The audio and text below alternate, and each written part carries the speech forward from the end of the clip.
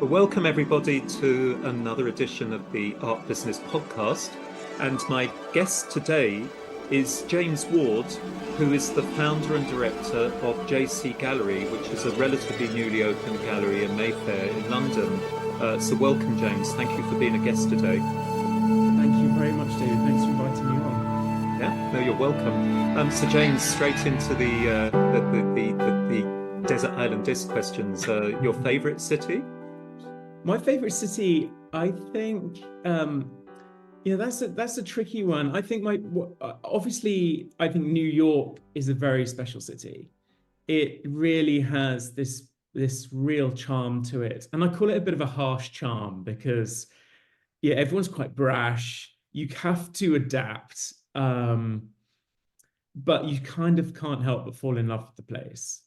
It sort of feels a little bit of a home from home, I suppose, very similar to London, but has a different feel. And I think it's lovely. The other city I would say that I'm very fond of is Chicago. Chicago is a city that I feel is full of culture. It hasn't quite developed in terms of its gallery spaces and being as clearly as fruitful as New York is. But Chicago has something about it that's got everything. You know, it's really got quite a vibrant scene culturally. I think it might blossom into something quite special, Chicago. I think it's lovely. I have never been to Chicago. I've been to New York several times, and I totally agree. I think that's a very good description from a Brit about being an Englishman in New York, all that stuff. Yeah, and it's one of those places that when you go to, you have this image, you have a kind of almost like movie image in your mind, I always think, about New York. And on one level, you're kind of disappointed, on another level, I think I was a bit disappointed the first time because I was going to kind of bars and cafes and restaurants, and it was just like being in London. You know, there were a lot of like immigrant people who were serving me, and I wanted to speak to some, I think they were newly immigrants, if you like, and they hadn't Yeah. become what I would call full New Yorkers yet. And someone just said to me, "Oh, go down to Greenwich Village and go to some jazz clubs. People are very Yes. intimate and friendly," and that's what I did. And I started chatting to people, and Yeah. there's a Very little bit of advice friendly. to people there.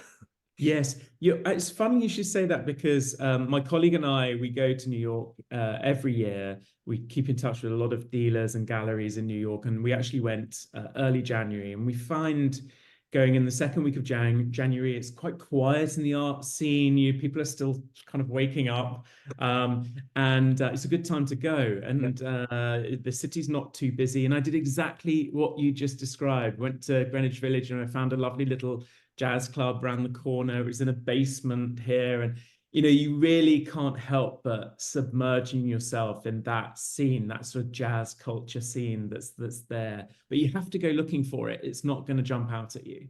Yeah, and I found they were so friendly. I mean, I can't remember now the first one I went to. I remember the musician because I still, that's when I first saw him and heard him, a guy called Bill Charlap, who's a pianist. He has a little trio, fairly trad jazz stuff, but wonderfully musical. And, the piano, he's brilliant on the piano.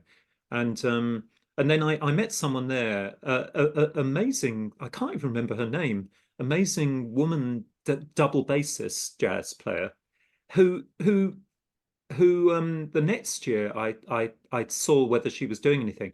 She was playing with Les Paul, Wow. the Yeah. famous Les Paul guitar. Yeah. Yeah. Yeah, and I Yeah. saw her I saw her there, but she said, "Oh, she just gave me a whole list of other things going on that night, not just that Oh, week." well. So she just said, just after this, because you'll remember that there's strange little sessions, aren't they? And then you have to get out, and Yes. another lot of people come in. So Yeah. I went to another two clubs that night until like the early hours of the morning, and it was really good That's fun, and great. everyone was So so much friendly. fun. Yeah. Yeah. It's so fun. No, anyway, so New York, yeah. Yeah. And obviously we could spend the whole podcast talking about your interest in like old masters and American modernism that we'll obviously come to, and how amazing New York is, like London, for lots of different collections with that material in. But Mm. we can Yeah. come, yeah, go on. it's just that New York, it's so new. It feels new, you Yeah, know? It feels like it's kind of still yeah, not developing. It's obviously it's the one of the it's the biggest art city in the world, but it feels so adaptable. And obviously London has so much charm, so much heritage, so much depth there. But New York feels like it's you can really be a part of something special. And sort of thinking about the modernists in the early 20th century, that's the city was still in a state of flux just a century ago. It was still building, going through this huge industrial revolution. So when I visit, I often think about that and think, gosh, that's so interesting that it's still you've got to remind yourself that it's still quite a young city. absolutely. I was just thinking that even the kind of iconic older buildings are later than that Yeah, early American modernism period. I'm thinking of the Flatiron building that wasn't built when they were working. exactly. Yeah, yeah, yeah. Yeah, no, it's interesting actually because a lot of New Yorkers might be surprised at what you've just said, but I think coming from like the UK, it does the UK does in some ways feel less versatile and adaptable because of that heritage So true. history. Yeah, and I think New York, what it's got going for it is that it's still developing and adapting and being versatile. Yeah, Yeah, I yeah, agree. totally. So do you have any kind of places that you go to chill out in, like countryside or ski locate, anything like that that's outside of Yeah. the urban environment? Well, interesting. Yeah, I mean, I do love skiing, and I do find skiing quite therapeutic. But for me, particularly if I want to just get out of London, and I really love the countryside. I am a country boy at heart, really, to be honest. Um, but very much enjoy living in the city. It's just I love to go to the Northamptonshire countryside, which is where I grew up. It's full of familiarity for me. It's full of people that I know. It's full of this very community-based structure. It's all farmers that sort of help each other. Very it's very safe, and walking around the countryside in Northamptonshire, it's so sort of beautiful and untouched. I mean, there's hardly any flat land in Northamptonshire. It's not rolling hills, but it's sort of it's just beautiful scenic countryside. I don't think there's any better countryside for me anyway than Northamptonshire. It's got everything, and I really love occasionally at the weekends, you're going to Northamptonshire, walking the dogs around the fields, and it's that peace that you find where you don't hear anything. You just hear the noises of the trees, the wind, the rain. I know this it sounds crazy, but just the sound of the rain in the countryside sounds different to the rain in London or in the city. It's Definitely. just it's lovely. I actually really enjoy it, and it's that peace that just to be able to walk and sort of be in the fresh air. It's essential for me to survive.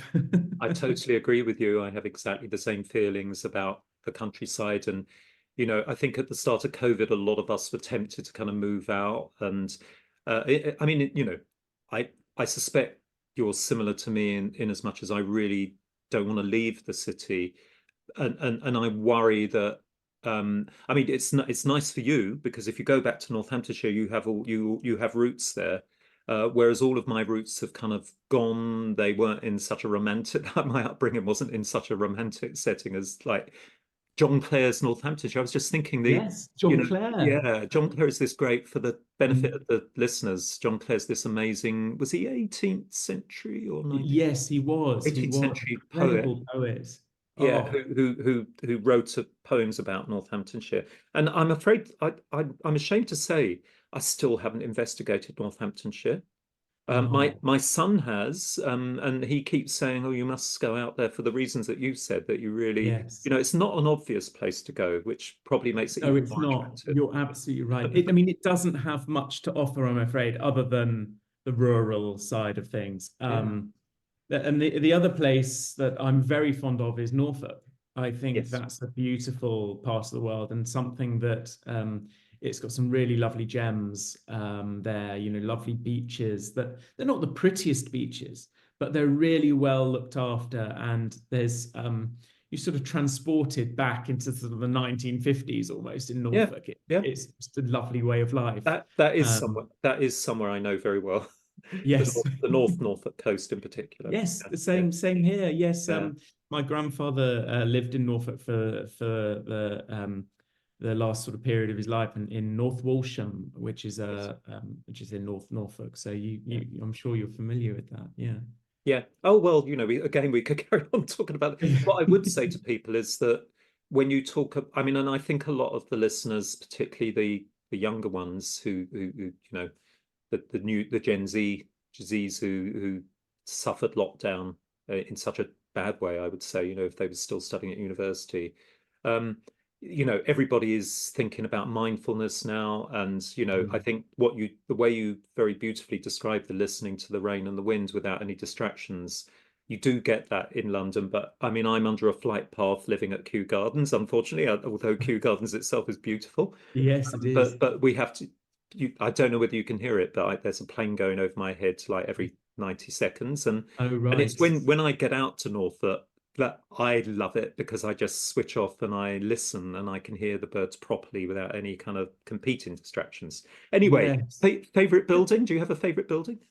My favorite building, I think it has to be Althorp for me. Sorry to be so. No. I think for That'll the be benefit, sorry to interrupt, but I think for the benefit of the listeners, that was a question we were going to talk. I was going to ask you obviously later, but maybe okay. now you could say a little bit about, you know, most of the listeners won't have been to Author. I'm ashamed to say I still haven't. Every year I Ah, look it up on its website and work out if I can get up there. Almost yes. certainly this year I will do, particularly after speaking to you. So far away, and tell us all about Althorp House. Well, I don't know where to begin with Althorp. It was built in 1508. It was built by the Spencer family for the Spencer family. So it's had 19 generations of the Spencer family within it. And what is so special about Althorp is that, you know, it is how it was built. You know, it's been in one family's ownership since its conception. I think that's what's lovely about it, is that every earl that's inherited Althorp has contributed to it, added to it. It's been a growth of a collection within that house of art, furniture, ceramics, all sorts of chattels. And that's so special because I don't think there are many stately homes in England that are privately owned that have that kind of wealth of art within it. I mean, it's full of 17th century old masters, you know, Rubens, Gainsborough, Van Dyck, Joshua Reynolds. I mean, you name it, it's got everything. And it's a lived-in family home. And that's what's beautiful about it. It's not the sort of stately home that's, you know, quite often you'd go and visit, perhaps it's a National Trust property. And you can feel it's a little bit cold, you know, sort of maybe dusty, sort of muggy feeling. There is none of that at Althorp. It's fresh. It's got a real magical charm to it. And you definitely get that feeling when you're walking around the house. Um, I think that's why I would choose that as my favorite building, because when you're walking around Althorp, you walk on the floorboards that, you know, kings and queens have walked upon, and some amazing stories. You know, I really do want to hammer home the fact that it hasn't really changed for over 500 years. And the portraits on the walls and the scenes, they all have these wonderful stories. So King Charles I learned the signing of his death warrant whilst he was playing bowls on the front lawns of Althorp. And there are these wonderful stories. There's the picture gallery up in Althorp, which is a 60-foot long room that was designed for ladies in long dresses to walk in when it was raining and muddy outside. They'd use it to exercise. So 15 times up and down is a mile. And there's these portraits of what we call the Windsor beauties, and they're all essentially mistresses of Charles II. So when the king would come and visit Althorp, the thing to do to stay in keeping with the king was to have a portrait done of his current mistress and hang it on the wall. And they're all, I mean, he certainly had a type. When you go to Althorp, you'll see it. But I love those stories that it's just fascinating. And that I could go on and on about the artwork at Althorp and the connection also with the family. So what surprises me is that obviously portraits in those days were a snapshot in time, almost a historical document. And they were all essentially selfies. You know, we're kind of doing the same thing now. Nothing's really changed. It's just we're doing it in a digital way on a mobile. But that was the way things were done back in those days, and it's got such rich English history. You honestly you get lost in it. I'm so looking forward to it. One of the questions I was going to ask, because this is an art business podcast, many of our English country houses, have been badly hit in different periods by inheritance tax, particularly after World War II and so on. What I was going to ask you is, have they, in your knowledge, have they had to sell off any of that art collection at any period? Well, to tell you the truth, no. I mean, we have, I know Lord Spencer cleared out the attics at one point and had an attic sale. But to be honest, the estate in general has been extremely well managed over the years, and farming is a big part of the estate, and that's essentially how they make most of their money. I mean, the Spencer family were originally sheep farmers. That's how they made their money originally, and that's sort of continued to this day. Really, they obviously have an estate in Norfolk too called North Creek, which backs onto Sandringham. And various properties and things in properties in London too. So they've been very smart, very clever, and we've also held a number of events at Althorp too. We had a literary festival which went for 15, 16 years, and lovely events like that which have helped contribute. Yeah. And for the benefit of the listeners again, I know that that kind of property and the way it's structured and run, if I'm right, correct me if I'm wrong, James, but presumably they benefit from the in lieu of inheritance tax scheme, whereby so long as they open the collection to the public a certain number of days per year, they don't have to suffer inheritance tax, which is currently 40% in the UK, and that if hopefully it won't happen soon. If when the Earl dies, the descendants have to pay that tax on the whole estate, which includes the value of the art collection. And one way of avoiding that is just keeping open to the public. It happens a lot. Yeah, absolutely. Yes, it's true. And it is a real balance, because that house, whether it's open or not, it costs a lot of money to keep up, the repair and such. And yes, it's that would be crippling, for an estate like that to have that. It would be such a whopping great amount. But Lord and Lady Spencer have done a fantastic job of keeping the house, keeping it up. There was a huge renovation project. I would have, gosh, it'd be about 15 or so years ago, where the roof was redone, and there was 83 tons of lead that had to be repaired on the roof of Althorp. It was an 18-month conservation project. That's not cheap. And to keep that going is really impressive. Yeah. And are they some of the other similar houses that I've been to? And if listeners are interested, if you look up Historic House Association, these kind of houses aren't owned by charitable organisations like the National Trust and English Heritage now. They're a part of this. Many of them are part of this organisation called Historic Houses Association. It's well worth looking at. You can actually join it as a member every year, and then you get all this information about when you can visit some of these places that many members of the public don't know about and haven't been to at all. I assume that Althorp is part of HHA. They are actually. They are. So members are able to visit Althorp under that membership. No, exactly. What I was going to ask, I was thinking of someone like Houghton Hall in Norfolk, which you will probably. Yes. and again still lived in by I think the Chumleys, if I remember I think rightly. you're And right. Yes. yeah, and that was an example of where they had to sell off an amazing art collection because of, I think, probably gambling, or it usually was and it was sold to the Catherine the Great, Oh, and most of it wow. is now in the Hermitage. And then a few years ago, of course, the Hermitage, when we were when we were on good terms with Russia, Yeah.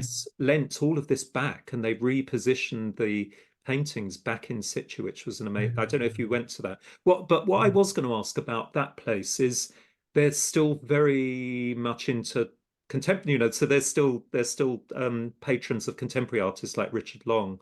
Uh, Yes. do you and Turrell, are the Spencers still patrons of contemporary artists to any extent? Yes, very much Yes. so. Very much so. Lord Spencer's very much got his finger on the pulse of contemporary art. And it's really amazing. He's been very bold and hung some quite contemporary works in the house alongside some of the greats. There's one work that's just meters away from a Van Dyck, and you do think, gosh, that's it. Somehow it works. You think in your mind, as a curator, you think, gosh, it's got to be either a stark contrast or have some sort of thread there, but it works quite beautifully. Yeah, no, I think it's really good. I think when I think of a lot of the British aristocrats at the moment, um, some of them are less into supporting contemporary artists, but I have an admiration for those that continue to. I'm thinking of people like the Devonshires at Chatsworth. They still Yes. seem to support a lot of contemporary artists as well. Before, I think we might come back to Althorp when we're talking Sure. about your bio to date, James. But I just wanted to, listeners might be interested in, your musical tastes. Could you speak about that? Well, yeah, I mean, I think I've already I've said got talked about jazz. yeah, jazz. I do really love. I must say I struggle sometimes with jazz that's a little bit off-piste, shall we say, that sort of goes on a little bit of a tangent.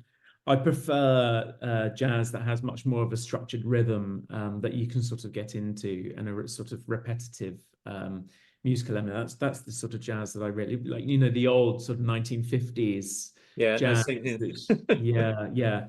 But I have very eclectic tastes. I listen to all sorts of different things. I also I quite like country music as well. I have got into country music a little bit. Do you mean American in the American sense, or do you mean folk music in the British sense? No, actually, it's more the American Yeah, sense, and that's only because, like all things, you have to sort of experience it live to really get a real taste of what it's about. And I was very fortunate to be. I was in Chicago with some friends of mine, and we went to a country concert. We had absolutely no idea who this chap was, what the concert would be like, what the atmosphere would be like. Had absolutely no preconceived ideas. Went to this concert, and it was unbelievable. It's a guy called Morgan Wallen who I've now sort of followed, and he did one tour date in the UK recently, and he is fantastic. I mean, I think what I love about it is with country music, it tells a story quite often, a yeah, story that you can really get your teeth into. It feels like it's from the heart. It feels very personal. It feels quite contemporary. When you think of country music, perhaps you think of, a barn dance sort of thing. It's not like that at all. There's a very contemporary country music singers that I feel very relevant, and I sort of get into them a little bit. yeah. Yeah. I think the lovely thing about country music and then British folk music is that because you don't the big thing isn't to write it down, and because if you write it down, and particularly the lyrics, it gets stuck in a period. Whereas because it's sort of passed on orally and by through memory most of the time, people just end up adding their more contemporary verses sometimes. And I think that's what you're getting at there. So it again has the sense of someone like Althorpe that you're in a kind of very you're aware you're listening to something quite traditional that, i.e., is being handed down generation to generation, but you're also aware if it's a good musician that they're adding some of their contemporary vibes to it.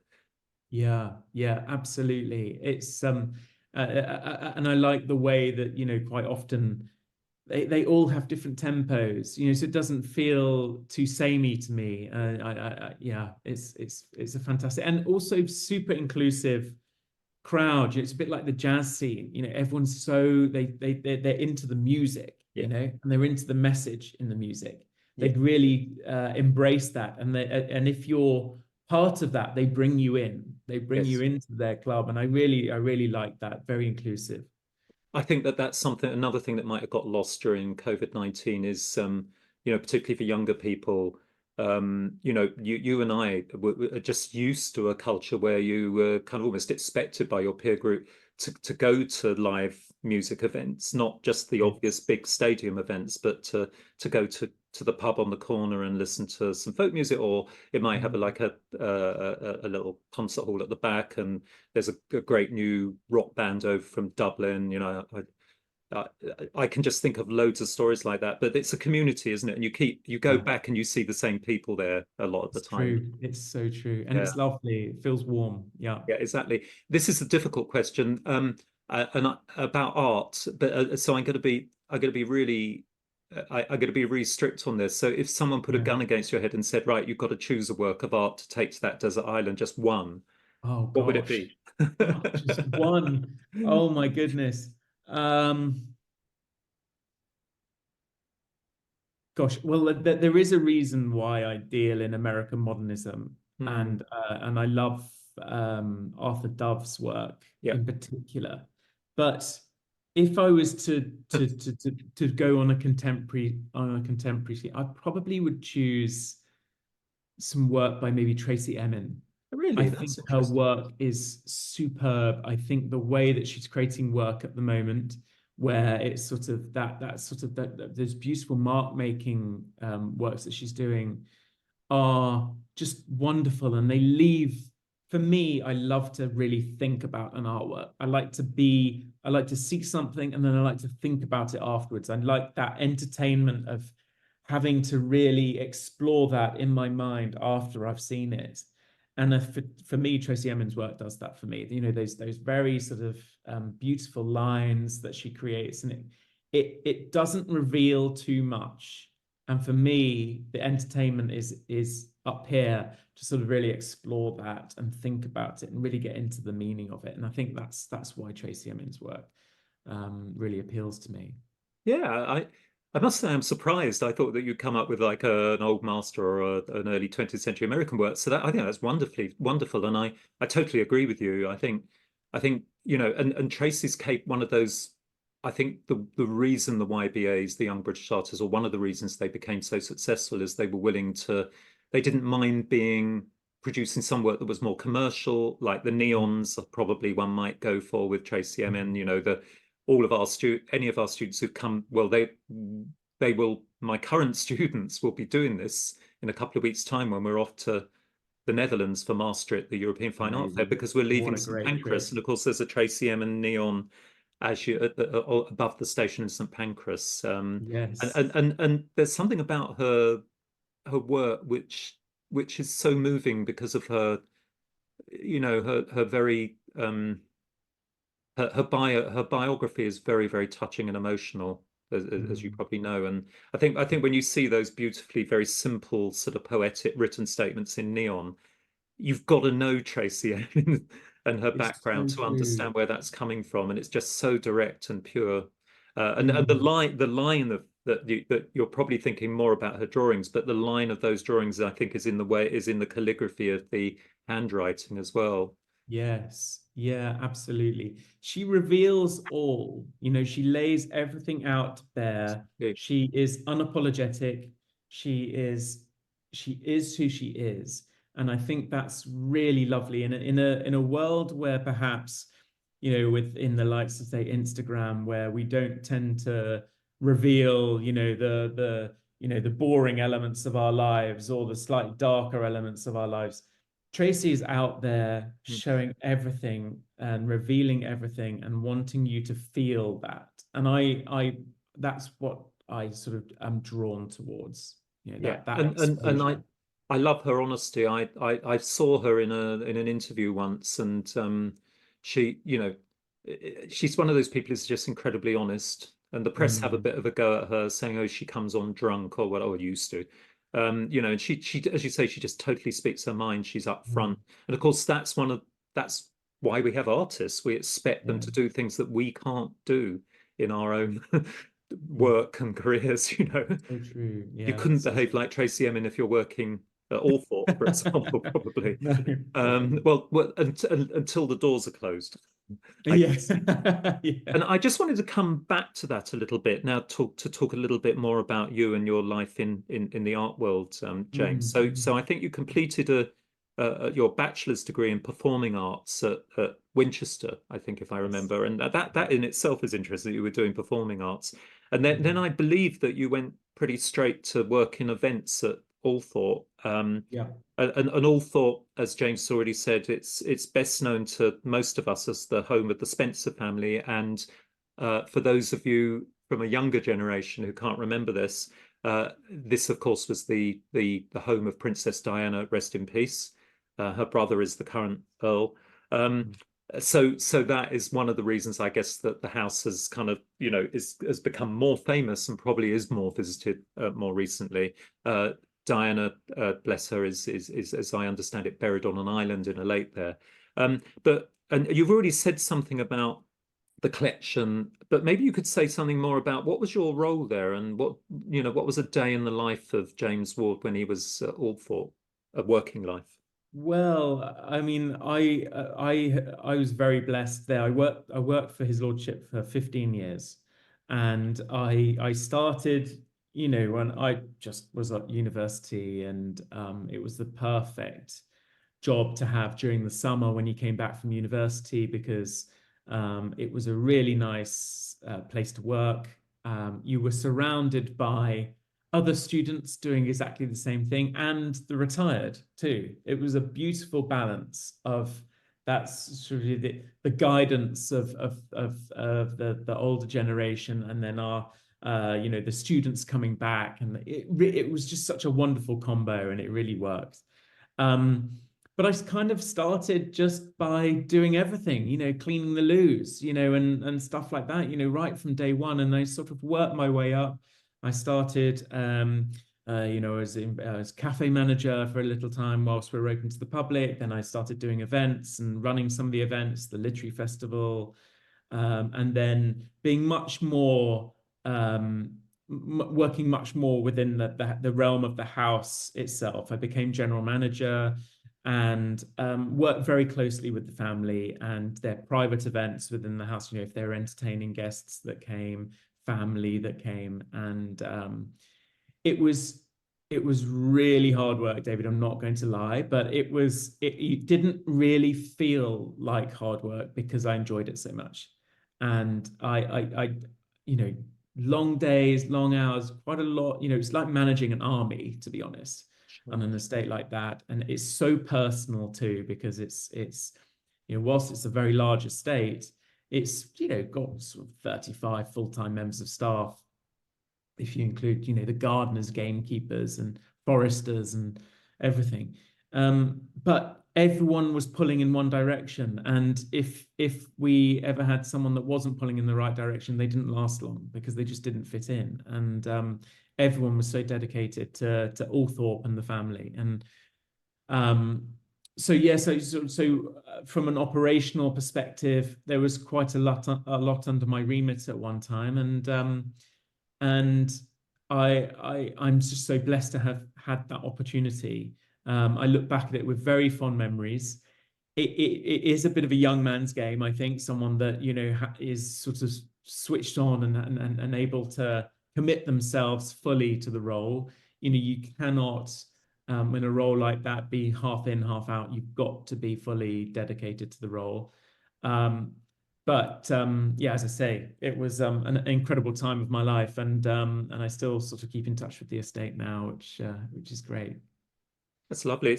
And I think again particularly for my current students and younger alumni, we're always saying to them, this isn't the, you've been studying art because you love it, but it's hard. If you want to actually stay in that and work in it, it's not easy. I've never known any of my alumni come to me and say, "Oh, it's an easy job. You know, I go in at 9, switch off at 5, and that's it." You've got to be expected like 24/7 in a lot of those jobs. You know, you might suddenly be called upon to fly out to New York, maybe courier a work back. You know, all Exactly, sorts of things exactly. happen. But it is Yeah. exciting. But if you want to be in that exciting art, art world, you've got to be prepared to pull your weight.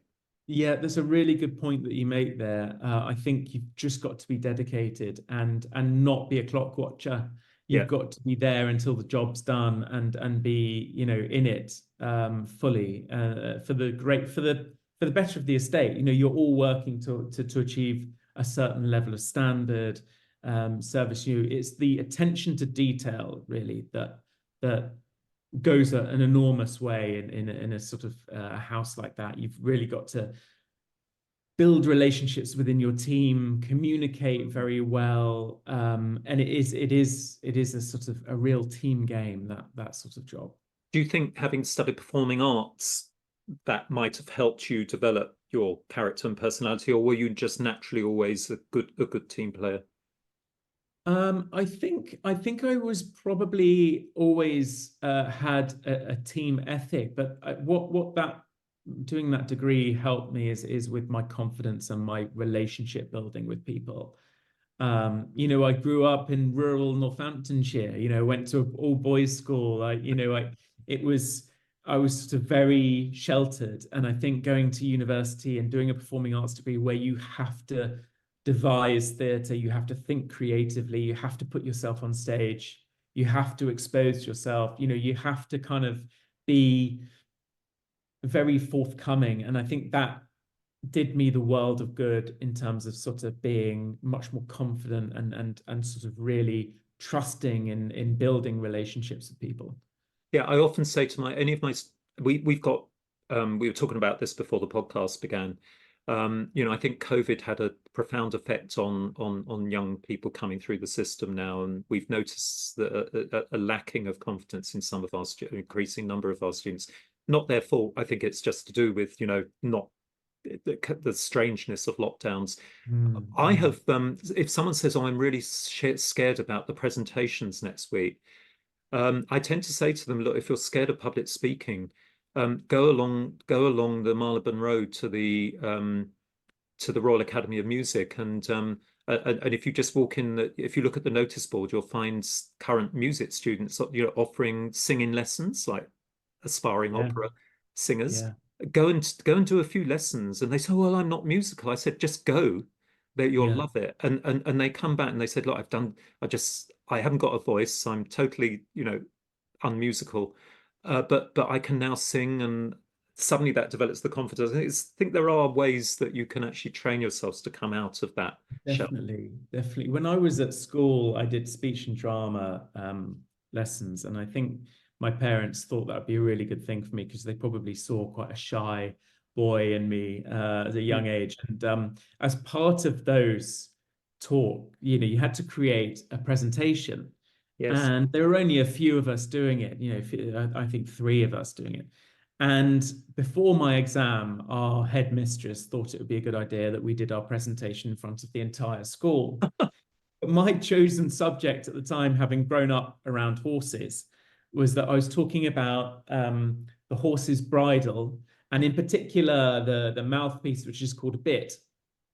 And anyway, the thing that really broke my, well, sort of, I suppose, made me to be able to sort of handle anything was that the headmistress sort of announced to the school, said, "Well, James is now going to do a talk in advance of his speech and drama exam, and he's going to be talking about horses' bits."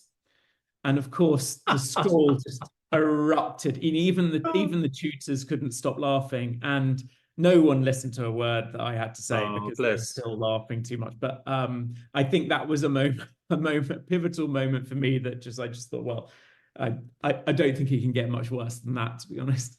That's really funny. So, in moving on, in 2019, having worked at Althorp for a number of years, you moved into what I would say is the commercial art world, away from Mm, heritage, very different, very. bold move, if I may say so. And you became a gallery manager at Clarendon Fine Art. And that Yeah. job, as I believe it, lasted about a year, during which it sounds as though you continued to educate yourselves. You took a couple of certificate courses at Sotheby's Institute of Art. I wonder if you could just say a little bit about those courses and whether they kind of helped you in your practical commercial gallery management. Yeah, they certainly did. I think those were essential for me to do. I knew coming out of Althorp, not really knowing, whether this would be the right path for me. So I threw myself into the art world, and I really wanted, and when I say throw myself, I just wanted to learn as much as I could. And doing those courses was a way of submerging myself. Mhm. Um, I knew how to manage a team, and I knew going into Clarendon and managing a gallery there, I knew that that would be sort of second nature to me. But I guess I'm not a natural salesman. And working in a commercial gallery, heavily commercial gallery like that, I knew that it wasn't quite what I wanted to do. Sure. I'm much more of a sort of relationship building art dealer. I really want to sort of grow a collection with somebody and sort of get to know them and have that trust element. Being able to advise them is important. Yes. Advise them in the right way. And doing those courses at Sotheby's just kind of accentuated my thinking, understanding exactly what area I wanted to go into, what part of the art world I liked and what I didn't like, because I think that's important.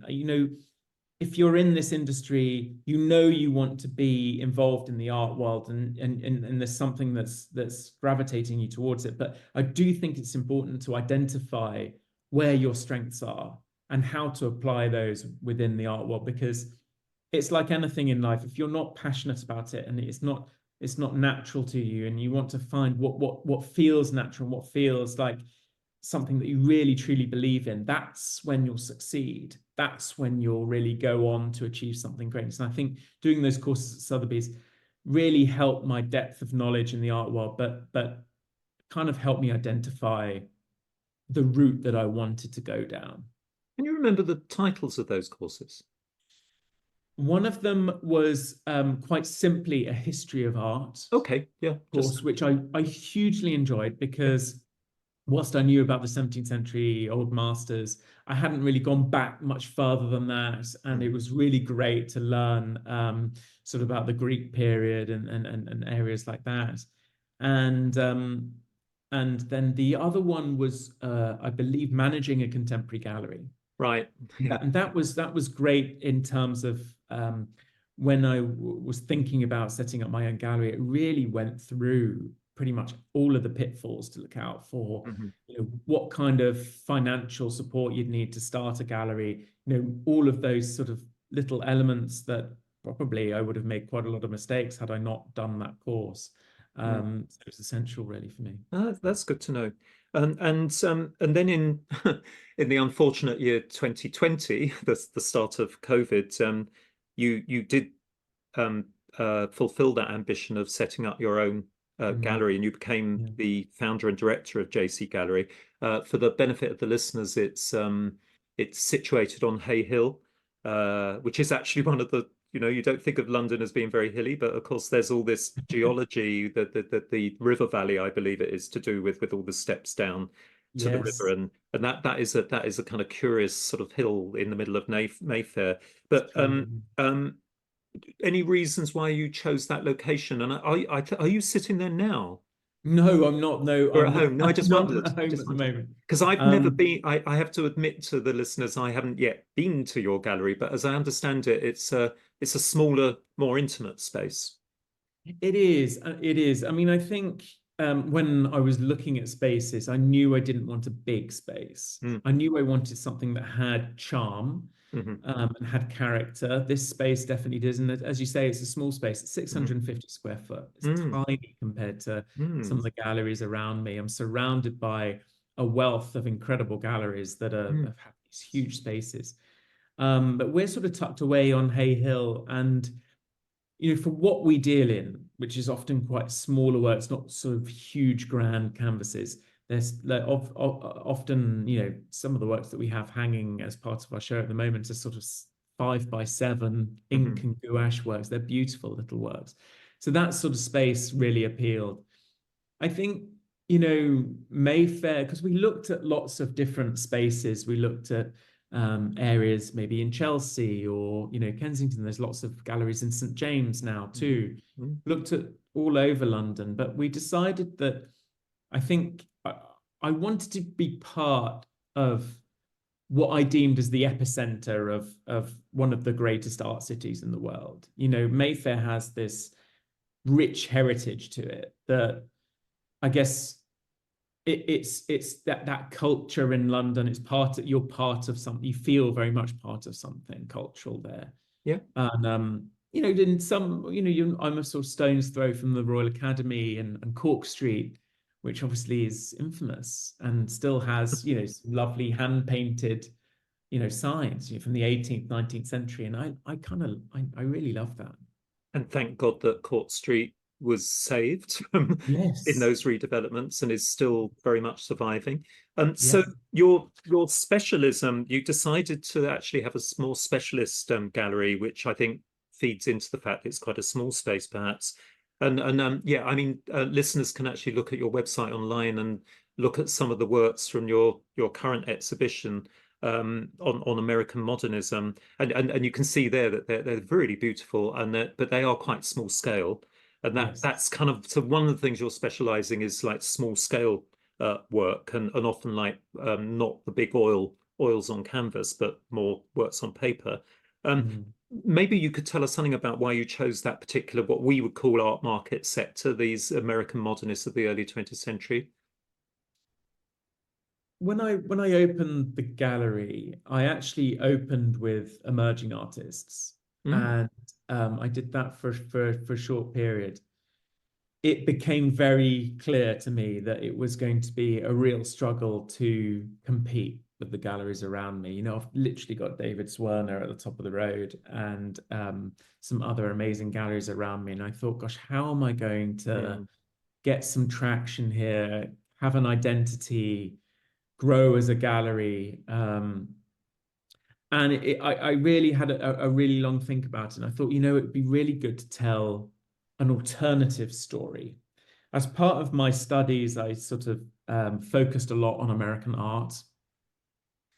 And I kind of had this idea that it would be interesting to focus on some of the early works, say Warhol, you know, sketches and little notes and anecdotes and, you know, all of those little elements that crafted the artist that he became and the blue chip man that, you know, the incredible artist that we now know.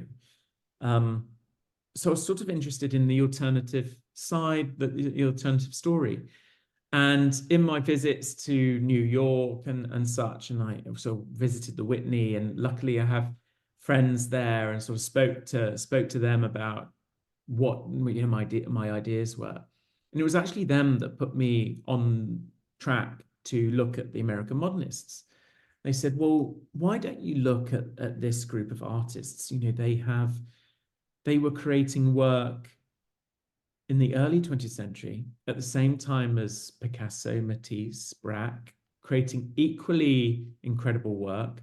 They were creating work during a time of significant change for America, you know, the Industrial Revolution, immigration pouring into New York, the jazz scene really starting to become extremely vibrant and popular.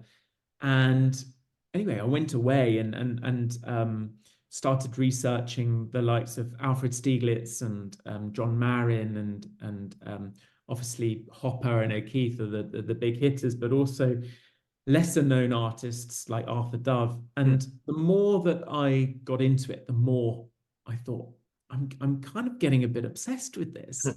You know, it's a bit like Shakespeare in that if you understand Shakespeare and you can get to grasps with the get a grasp of the language, you kind of become a bit obsessed with it. And that's certainly how I became, you know, that getting inside of the artists' heads, and learning about their stories. And they were all about relationships too. they were all about building relationships within themselves as a group of artists, you know, how they'd get their message across. They were creating very, very interesting work at a time where, you know, in the late 19th century, they were just focusing on beautiful landscapes, traditional landscapes and portraiture. And then the likes of Arthur Dove comes along, who is credited as the first American abstract painter, and completely changes the landscape, something really new. And of course, it wasn't particularly well received when they first did it. I remember the Armory Show of 1913, a real pivotal change in American art history is that show, the Armory Show in 1913. And it's crazy to me how one show could have such a significant change on the direction of art history. But the Armory Show 1913 is definitely one of those. It's fascinating. And that really interested me. But I found that element, all of those stories and how it sort of progressed, really fascinating. And I haven't really taken my head out of that era ever since. And so that's really what drew me to that period. And I realized that over the other side of the Atlantic, it's quite a buoyant market for those works. And there's not a single, we are the only gallery in Europe to focus on American modernism. And obviously it's ambitious. There's a reason why there's not a gallery that does it. But I do think that these artists deserve their day in the sun. I think that if you can find, James, I think if you can, as a business plan and strategy, and particularly for a small group of staff, I don't know whether, is it just you working or do you have two or three? I have a gallery manager who's yes. exceptional, and Yes. we work incredibly well together. And then we have an administrator too. Yeah, so you're not, it's not a lot of you, but that it's perfect, I think, to find a niche there. And it sounds as though you actually have found a niche. And then I guess it's just a case of marketing yourself, and so that you're the go-to person when people are thinking about where to buy the smaller scale works by the American modernists. And as you say, the big hitters are people like that all listeners will know Edward Hopper, and all listeners will know Georgia O'Keeffe. Yes. Yeah. And but not so much for these sort of lesser known sort of media works, as it were. And of course, this is a great niche for collectors who aren't very interested in the big canvases, but are interested in the collecting works on paper.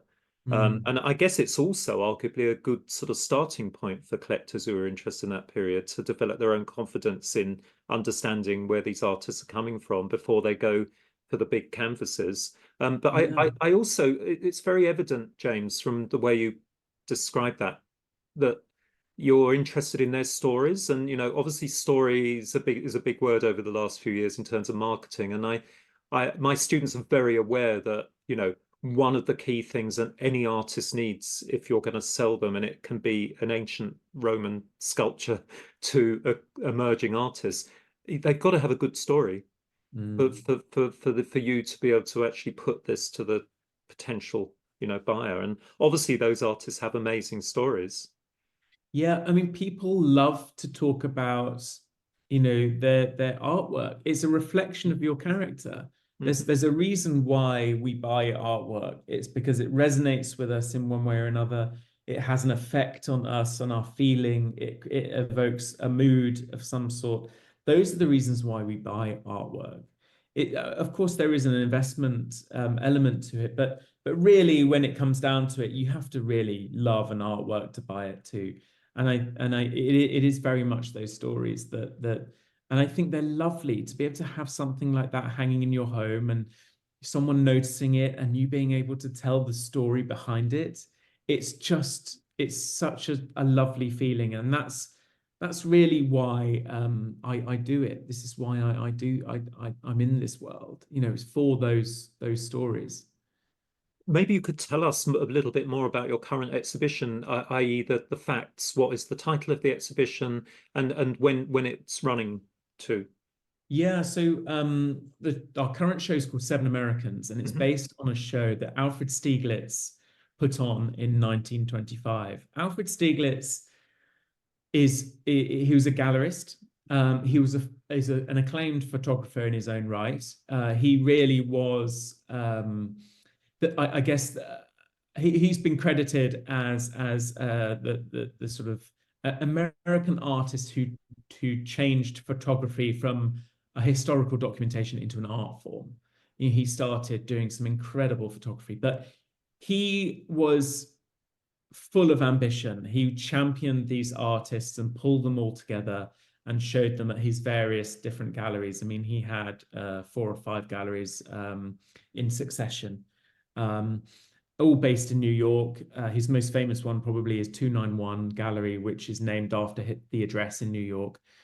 But Seven Americans was a show that he put on that was really quite pivotal for him and for the artist. It was a huge success.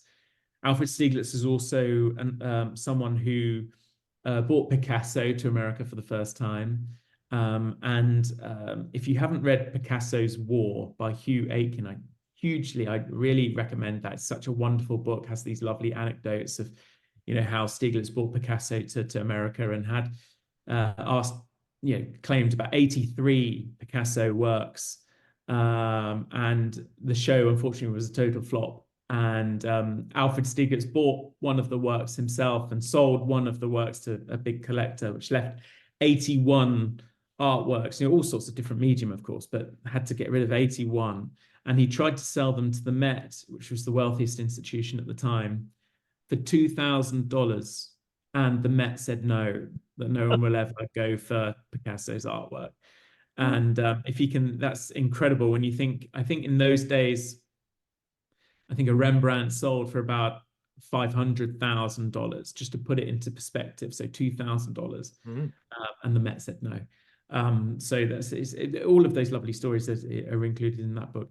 But so Stieglitz was really this amazing gallerist and really pushed forward abstraction in American art. Really championed Arthur Dove, John Marin, who's also quite a prolific artist of that era, really pushed Marin with his use of watercolor as a medium. And this show really that we've got on is a sort of celebration of that. It's a contemporary exploration of it.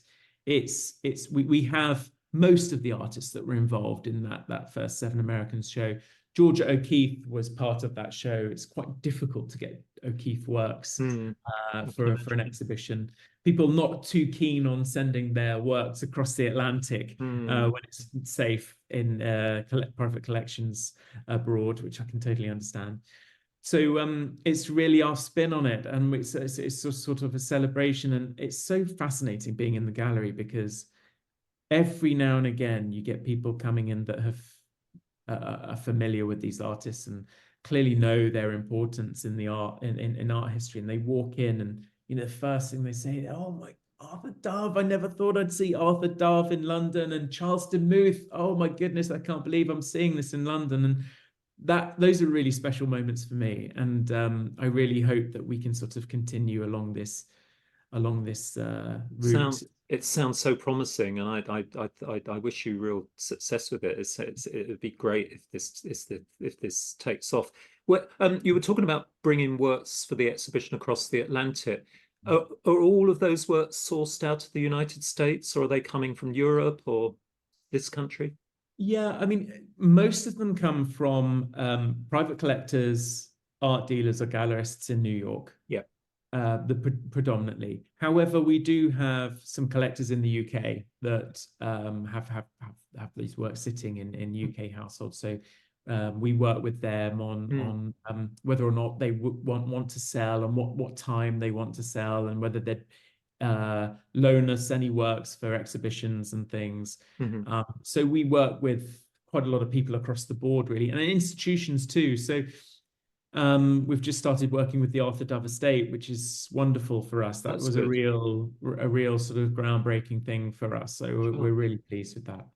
No, that's brilliant. It sounds as though you're reaching out and consolidating contacts, but creating new ones. And as you say, this is quite a niche subject in many, which shouldn't be, but in London it probably is. It sounds as though you are getting people through your doors who know what they're talking about. Yeah, You yeah. I know, mean, and it's no surprise that people have focused on European modernists because they were incredible. They were yeah, pioneers, yes, and it's a little bit like the other way round, inverted. My American students, you talk about Richard Hamilton and Peter Blake. Who are they? And you say, well, they were pop artists in the UK, and they were working pretty much at the same time as your Warhol and so on. And yeah, again, it's kind of underrated, isn't it? yeah. And it's similar in your case. When does the exhibition finish, by the way? Oh, it finishes on the 27th of April. So still quite a way to go. That's good. Yeah, we've still got some time, and then we move into a focus on Arthur Dove, and it would be the first time that Arthur Dove has ever had a show in Europe. Um, Yeah, we're really excited about that, and that's the future. That's the future show. yeah, Focus on Dove. that opens on the 1st of May. Oh Yeah. yeah, yeah, and again for the listeners, if you look at the works of these seven Americans on James's website, you can look at this work by people like Dove. What I found so enjoyable looking at your entries for those different artists was I'm a classicist by training, so a lot of these artists I was unaware of, to be honest, and I was just really enjoying looking and hearing their stories and realizing how important they were at the time. And I think Well, it's I'm glad there's you're happy something about really them. wonderful about resurrecting artists that aren't so well known, even though they should be and were at the time. Yeah, and they're super collectible too. Yeah. It feels like they're because a lot of these artworks are over 100 years old, but I do think that quite a lot of them would happily hang alongside contemporary works of this day. I mean, I could easily see an Arthur Dove work hanging next to a Tracy Emin Yeah. and it not feeling out of place. It does feel still very relevant. And I Yes. think that was one of the things of the gallery. I didn't want it to feel stale. Yeah. These artworks are over 100 years old, but there's no reason why it can't be shown in a contemporary gallery such as ours. Yeah. One of the questions I'd noted down to ask you is like in terms of art business, what would you say is the kind of added value that JC Gallery offers art collectors? What's your ethos?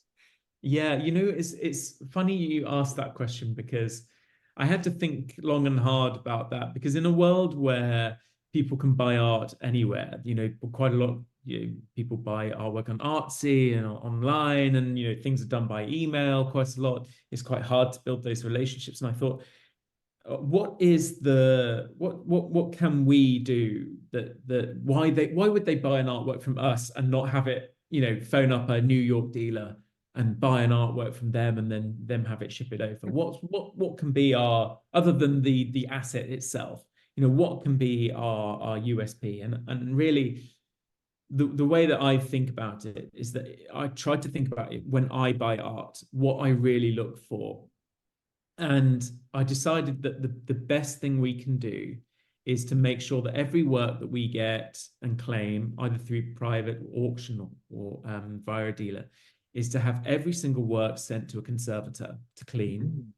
and then have it placed in safe framing. So ideally, you want to keep the frame that it was originally in. That would be ideal if it's in good shape. But you need to replace the glass, make sure it's UV resistant, all of that stuff. So when people buy an artwork from us, they know it's in the best possible shape that it could be, and that it's in safe framing, so it's going to last for as long as possible. It's in the best possible shape that it could be, and I think that's really something that we're quite proud of that we do. Oh, it's wonderful. So right up to date in terms of conservation ethics, and I love the idea of retaining as much as you can, but you know, but changing things that need to be changed to Yes. preserve the work for the future. I mean, that's a very contemporary conservation ethic, obviously. And Yeah. unfortunately, there are a lot of art dealers out there who aren't so good at, they might get an old master uncleaned from an auction at Sotheby's Christie's, Bonhams, or wherever, and and then they might have it really poorly, just to make it look pristine as though it's painted yesterday. And we all know that that can end up actually damaging the work over a period of time. So it's nice to Yeah. hear that you're on the ball with like contemporary conservation ethics. Yes, I think it's really important because you know they need to be looked after, and you know, even works, because a lot of the works, you know, haven't changed hands that often, Mm, so you know, they didn't have, you know, anti-UV art glass yeah. And I in think all the the listeners will be aware that you know, when you're dealing a lot with watercolor, that you have to keep it out of sunlight. yes.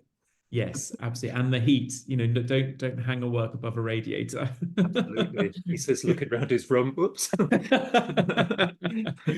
No, Yeah. I am obviously I'm careful about what I hang over what and what it is. Yeah, yeah, But yeah, there's a limited absolutely. amount of wall space. Well, And that's it exactly. James, maybe you could just tell us something about a typical, you know, maybe a day in your life working in the gallery, the kind of things that you might do from getting into the gallery with your coffee and then, you know, Yeah, working through the day. yeah. Well, it probably won't be a riveting answer, I'm afraid, but really what we do is because everything that we do revolves around American modernism. So we often keep a close eye. So when I get to the gallery, I'll often check ArtNet and read some of the latest news. I like to stay up to date. I think it's really relevant, even though I don't really deal in the contemporary world. I think it's important to understand trends and what people are talking about, what's happening in the art world, particularly at art fairs as well. Mhm. And and then I'll settle in and just check whether there's any works that are coming up for sale, if any auctions have happened, what sort of prices things have sold for. Because all of these works that we deal in tend to go through a resurgence, particularly if the Whitney are doing a retrospective or MoMA. You know, it affects pricing, or it can do quite a lot, and also the time of year too. I spend a lot of time with sort of growing relationships with clients. It's touching base. It's not being, you know, it's sort of, you want to become friendly with them. You want to be trustworthy. You want to be able I've advised clients not to buy works before because I don't think it's right for their collection. And that's, you know, it's important to be truthful in what you do. And so I spend a lot of time building relationships, but I also spend a lot of time talking to my colleague, Christopher, the gallery manager, who is very switched on in terms of the contemporary world, and we talk through ideas.